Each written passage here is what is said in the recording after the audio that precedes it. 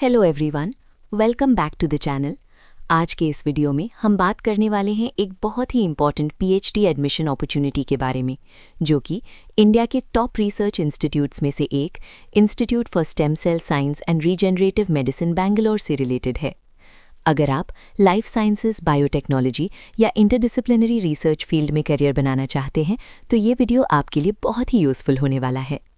Video start करने से पहले चैनल को लाइक करें, सब्सक्राइब करें, बेल आइकन को प्रेस करें ताकि आपको हर इंपॉर्टेंट अपडेट टाइम पर मिल सके।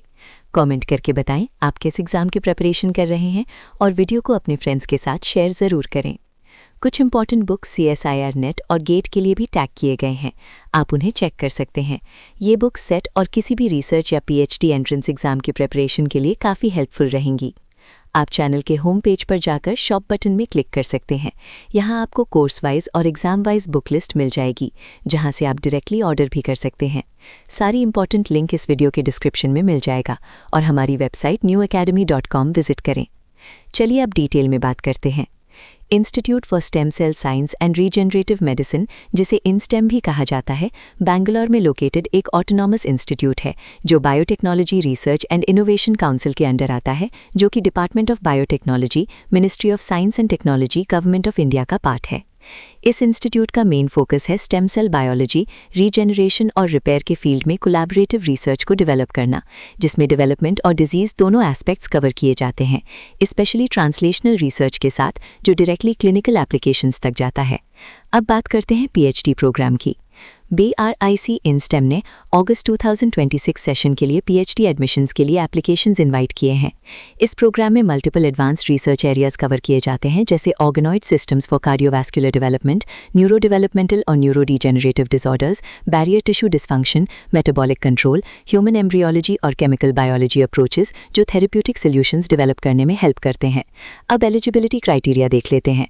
कैंडिडेट्स के पास MSc इन साइंस सब्जेक्ट्स जैसे बायोलॉजी, केमिस्ट्री, फिजिक्स या MTech, M-Pharma, integrated MSc, MBBS या 4 ईयर बैचलर डिग्री होनी चाहिए जो रिकग्नाइज्ड यूनिवर्सिटी से हो। जनरल कैटेगरी के लिए मिनिमम 60% या फर्स्ट क्लास या इक्विवेलेंट CGPA रिक्वायर्ड है। रिजर्व्ड कैटेगरीज जैसे SC, ST, OBC, NCL और डिफरेंटली एबल्ड कैंडिडेट्स के लिए 5% रिलैक्सेशन दिया जाएगा। जो कैंडिडेट्स अभी अपनी क्वालिफाइंग डिग्री कंप्लीट कर रहे हैं वो भी अप्लाई कर सकते हैं, लेकिन उन्हें जुलाई 2026 तक अपनी डिग्री कंप्लीट करनी होगी। सबसे इंपॉर्टेंट कंडीशन ये है कि कैंडिडेट के पास एक वैलिड नेशनल फेलोशिप होना चाहिए जो 2026 में एक्टिवेट हो सके, जैसे UGC, CSIR, DBT, ICMR JRF fellowship, DST inspire PhD fellowship या कोई similar government of India fellowship. सिर्फ JEE, BGILS या गेट क्वालिफाई करने वाले कैंडिडेट्स एलिजिबल नहीं हैं। Reservation government of India norms के अकॉर्डिंग फॉलो किया जाएगा और सभी कैंडिडेट्स को वैलिड सर्टिफिकेट सबमिट करने होंगे। अब एप्लीकेशन फ़ी की बात करते हैं। UR, EWS और OBC कैंडिडेट्स के लिए एप्लीकेशन फ़ी है 354 रुपीज़, जिसमें GST इंक्लूड है। SC, ST, फीमेल और PWD कैंडिडेट्स को एप्लीकेशन फ़ी से एग्जेम्पशन दिया गया है। पेमेंट ऑनलाइन मोड में ही करना होगा, जैसे credit card, debit card, net banking या UPI। एक इंपॉर्टेंट बात यह है कि एप्लीकेशन फ़ी नॉन रिफंडेबल है। पेमेंट के बाद आपको अपना payment reference number application form में मेंशन करना होगा। अब सिलेक्शन प्रोसीजर समझ लेते हैं। सबसे पहले कैंडिडेट्स को ऑनलाइन अप्लाई करना होगा और उन्हें अपनी fellowship qualification proof, degree certificates, academic performance details, research experience, statement of purpose और 2 रेफरेंस लेटर सबमिट करने होंगे। इनकम्प्लीट या लेट एप्लीकेशंस कंसिडर नहीं किए जाएंगे। शॉर्टलिस्टिंग राउंड 1 के लिए कैंडिडेट के एकेडमिक रिकॉर्ड, रिसर्च एक्सपीरियंस और एप्टीट्यूड के बेसिस पर की जाएगी। शॉर्टलिस्टेड कैंडिडेट्स की लिस्ट एप्लीकेशन डेडलाइन के लगभग 2 वीक्स बाद वेबसाइट पर रिलीज होगी। राउंड 1 इंटरव्यूज ऑनलाइन मोड में होंगे जो 18 मई से 20 मई 2026 के बीच कंडक्ट होंगे। राउंड 2 इंटरव्यूज ऑफलाइन होंगे जो जून 2026 के फर्स्ट वीक में होंगे और इसमें फिजिकली प्रेजेंट होना मैंडेटरी है। रिजर्व कैंडिडेट्स के लिए इंटरव्यू स्टेजेस में भी 5% रिलैक्सेशन दिया जाएगा। फाइनल सिलेक्शन लिस्ट वेबसाइट पर पब्लिश की जाएगी और सिलेक्टेड कैंडिडेट्स को PhD प्रोग्राम में एनरोल किया जाएगा, जिसका academic affiliation regional centre for biotechnology Faridabad के साथ होगा। एक वेटिंग लिस्ट भी हो सकती है जो सिचुएशन के अकॉर्डिंग यूज की जाएगी। सिलेक्टेड स्टूडेंट्स को एडमिशन एक्सेप्ट या डिक्लाइन करने के लिए 10 डेज का टाइम दिया जाएगा। प्रोग्राम का कमेंसमेंट अगस्त 2026 के फर्स्ट वीक में होगा। अब एप्लीकेशन प्रोसेस देखते हैं। कैंडिडेट्स को सिर्फ ऑनलाइन पोर्टल के थ्रू अप्लाई करना होगा। किसी भी क्वेरी के लिए आप ऑफिशियल ईमेल पर कांटेक्ट कर सकते हैं।